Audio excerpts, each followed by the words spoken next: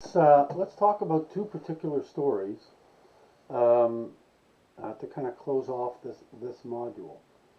The first one is a very famous test. It's called the market morality test, where we we go around to the in a classroom setting, and we break the class into groups of 5 or 6 students, and we basically explain to each group that you're a mini company. And at the end of the day, the mini company is going to earn you a salary of $100,000 a year. So if there's 5 members to the group, it's 100,000 to each particular person. At the end of the year, when you get your paycheck, you're going to have a choice as to what you do with the 100,000. The first choice will be you take the 100,000 and you put it in a bank account, um, and it's your own private account, and so then all you have is your $100,000, and that's it. And then whatever the account does is whatever the account does.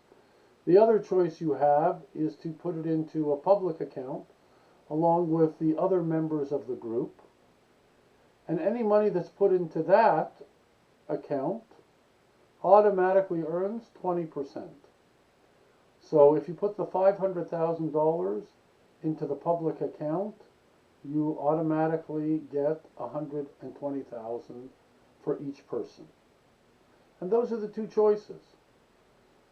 So the only thing that you then have to understand is that the decision as to what you put into the public account or the private account is a private decision for each one of the members of the group. And it's pointed out that the money that goes into the public account is shared equally amongst all the members of the group. So if there's 5 members in the group, whatever goes into the public account is shared 5 ways. So if 100,000 goes into the public account, $20,000 is given to each person. So it's possible that the person who put the 100,000 into the public account, he or she ends up walking away with 20,000, and if the other 4 members of the group didn't put anything into the public account, they each end up with the 100,000 they originally had, plus the 20,000 from this one person who put the money into the account. So you can see the large disparity. One person puts his money into the account and he loses 80% of its value, whereas all the other people get to keep his 20% of his earnings. That's not going to feel too good.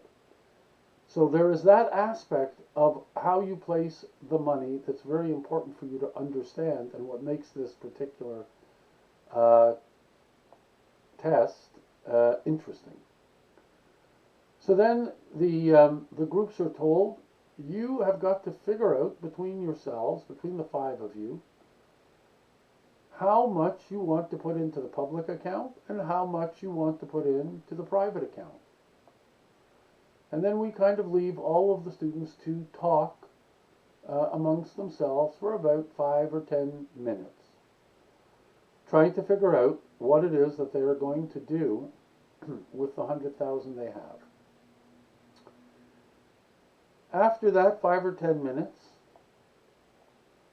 as I go around the classroom, and I've been doing it for 12 years, the vast majority of the groups report some kind of split on the $100,000 that each one of them had. So it could be, let's say if there's 5 people, there's 500,000, they'll put 250 in the public, 250 in the private. Sometimes you'll get a little bit more in the public, sometimes a little bit more in the private, but essentially the students seem to have concluded that it's better to split the money up rather than go in one direction or the other. Now, the two opposite directions that they have to go in is either all the money goes into private accounts, and therefore there's no 20% bonus, and everybody keeps their 100,000.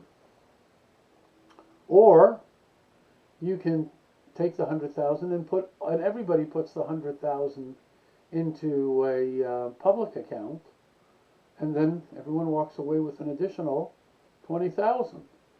So that's a tremendous gain. The only thing you have to do is trust that everybody else in the group will put the money in the public account and act honestly. That's essentially what you're hoping for. And that's the challenge that is worked out. But as I said, most of the groups tend to split the money somehow.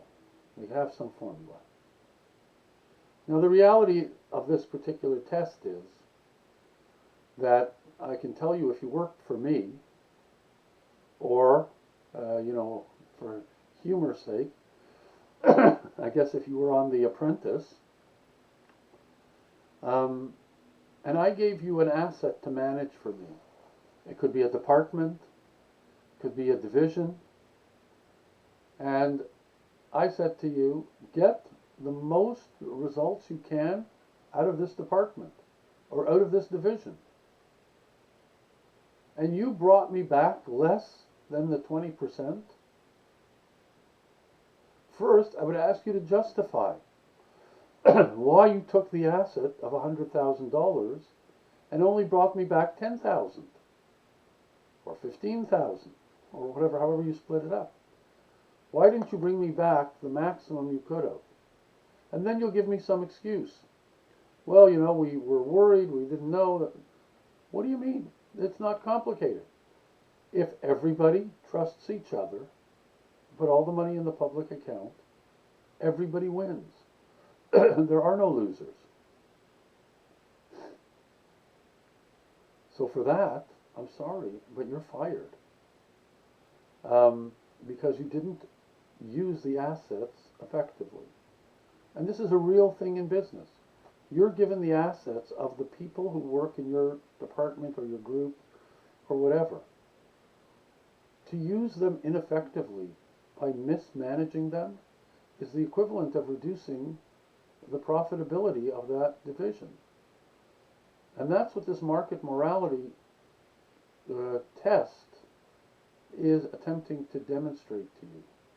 The simple fact that if you don't have honesty and integrity as a baseline for your group or your company, everything else that happens is diminished in direct proportion to the negative quality of distrust that you have. And that is not an effective way to make money. Now, this can be against the customers, this can be against the employees, this can be the shareholders. It doesn't make a difference. If I'm managing a company and I don't care what my customers have to say, that's the equivalent of maybe putting 20% in public and 80% in the private. I don't take any risks by not listening to them. But I forgo all the profits that I could have had by trying to find out what it is that works for them. So that is, I think, a really important component for you to understand. Secondly, there is a video that you can watch about the Sadhu. It's from a case study that was done at the Harvard School of Business, and so it's reasonably famous. And it's the classic story about a character who comes to interfere in the goals and objectives of another character. And then the question is, how does the person who's interfered with deal with this? So the story of the Sadhu is essentially the story of a mountain climber who has saved for 10 or 15 years to try to ascend one of the peaks in Mount Everest. It's a big deal. Now, in order to ascend to one of these peaks on Mount Everest, we're not talking about, something you can do as a weekly walk. You have to train yourself to carry a heavy backpack. You have to train yourself how to do all kinds of things in what might be sub-zero weather. You have to be able to function in a low oxygen atmosphere because the higher you climb, the less oxygen there is. So there's a lot of training.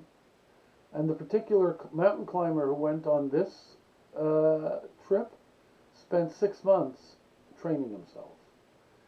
Now, not only do you need to train yourself physically to be able to deal with the environment, but you also need special equipment, pants and jackets, obviously waterproof and temperature proof, backpacks, sleeping bags, tents, etc., etc.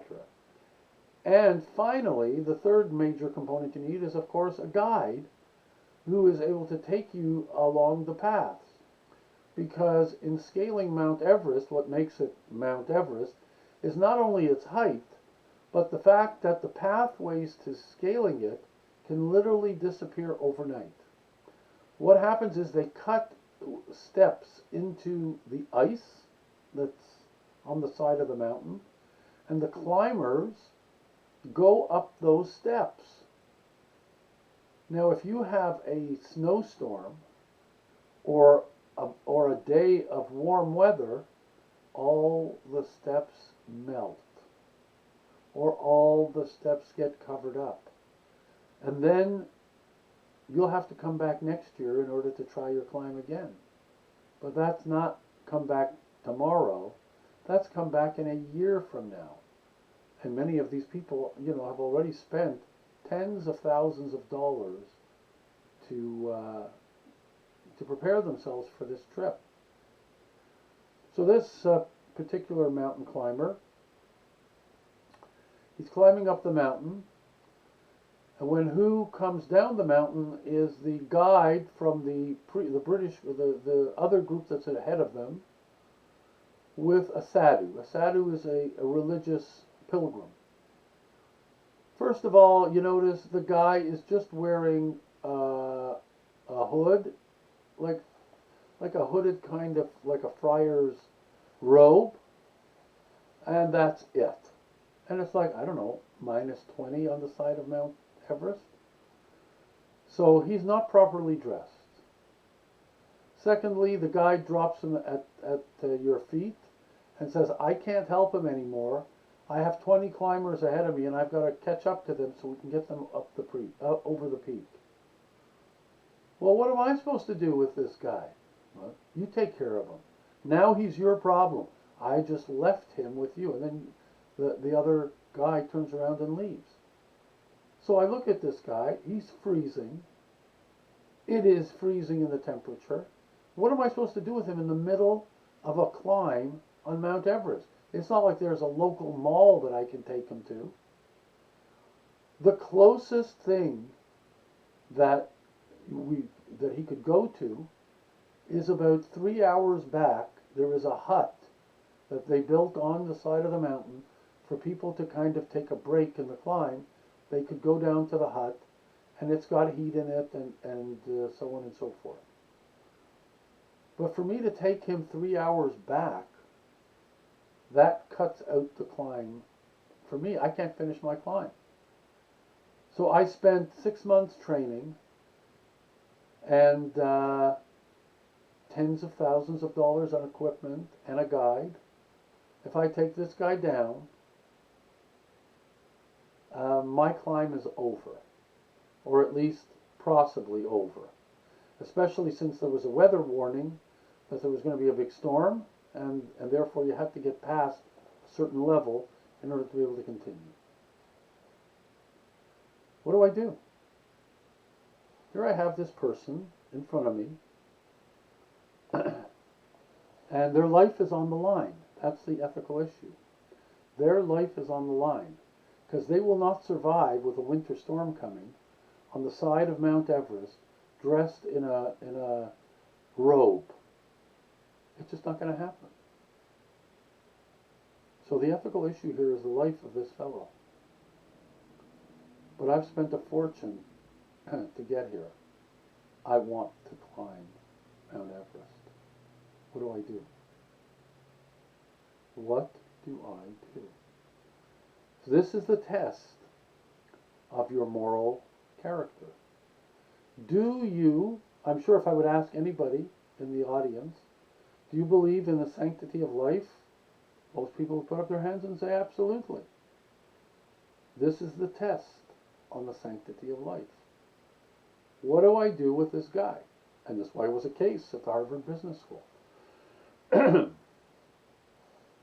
In the actual story of the Sadhu, the climber has a friend with him, and the friend says, you know, I'm not going to take him all the way down to the hut, but I will take him to the next group of climbers and let them deal with it. So they make him a hot tea, let him get his gear, they kind of get their gear together. The climber goes up the mountain, pitches a tent past the steps. The other guy goes down about an hour and a bit and drops him off with the other climbing group, leaves and goes back up the mountain. And then he finds his buddy. First thing he says when he gets into the tent is, how would you like to be the person responsible for the death of another person? So his buddy, the climber, says, what do you mean? He says, well, I got him down to the next group, but they're not going to take care of him. They're just going to leave him there. And he's going to freeze on the side of the mountain. And he said the critical sentence, nobody took responsibility for the life of the Sadhu. Even the Sadhu didn't take responsibility for his own life. This is a moral dilemma. That's why it's discussed at the Harvard School of Business.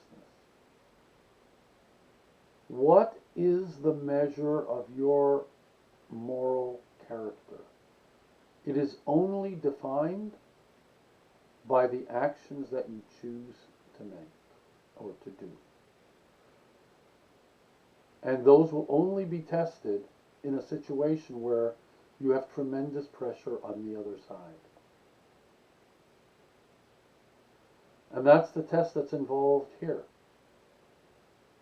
What should you do? If you believe in the sanctity of life, it's no longer a question whether it's more important to climb the side of the mountain or save the guy's life. You save the guy's life. But he's a fool who climbs the side of Mount Everest wearing a robe, improperly dressed, no plan, nothing. Why should I be responsible for him? You're not responsible for him. You're responsible for your values and your morals.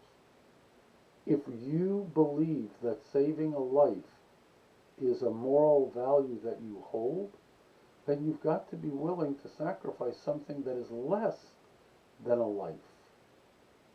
And certainly your ability to climb the mountain is not a matter of life and death.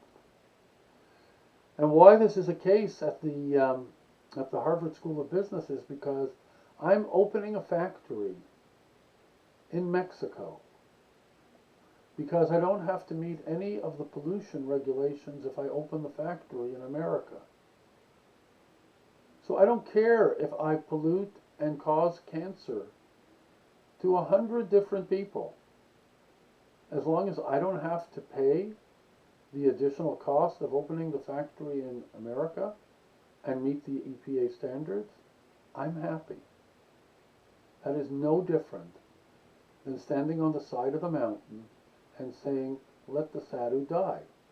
Why? Because the dollar bill is more important than the life of the people you'll kill with the pollution that you produce. That's the challenge of business ethics. And I don't want you to think it's an easy challenge. First of all, there are no perfect people, so people make all kinds of mistakes in the choices they make. And the challenges are very difficult. For example, if you took the Sadhu, and let's say it wasn't the Sadhu, a person you don't even know. What if the person they just brought down the side of the mountain was, I don't know, Kim Kardashian? Or maybe for the ladies, Chris Pratt. Now, you may find that, my reaction is different. You know what? Kim Kardashian, I'll take her down to the side of the mountain, make sure she's comfortable and she's not going to die on the edge of the mountain. The values that you have, in order for them to be real, are tested by these situations that have a lot of what they call its relative power. So that's to be understood, and that's something you have to understand for yourself. You need to develop the moral character to stand beside or by the moral values that you hold. And that will be good for you, and that will be good for our society. If you don't, then that will not be good for you, and that will not be good for our society. And it's not good for business either, because it leads you to cheat and to be dishonest, because that's what makes a buck in the short term.